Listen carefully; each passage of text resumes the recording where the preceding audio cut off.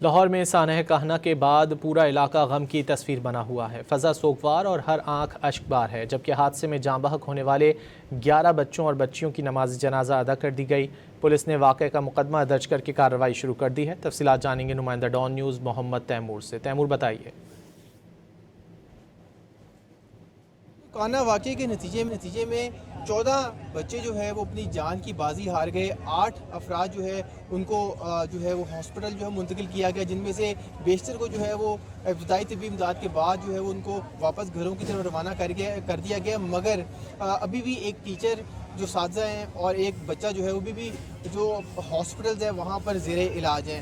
ابھی جو صورتحال ہے وہ یہ ہے کہ یہاں پر تمام تر بچوں کی نماز جنازہ جو ہے وہ ادا کر دی گئی ہے۔ 11 بچوں کی اس جگہ پہ کی گئی جہاں پہ میں موجود ہوں، جبکہ 3 بچوں کی یہاں سے باہر جو ہے وہ ادا کی گئی ہے۔ ان کی تدفین بھی بچوں کی جو ہے وہ کر دی گئی ہے۔ البتہ یہ جو واقعہ ہوا ہے اس پہ بہت سے سوالات اس حوالے سے اٹھ رہے ہیں کہ کیا اس طرح کے جو تعلیمی ادارے ہیں، ٹیوشن سینٹرز ہیں، وہ ہونے چاہیے؟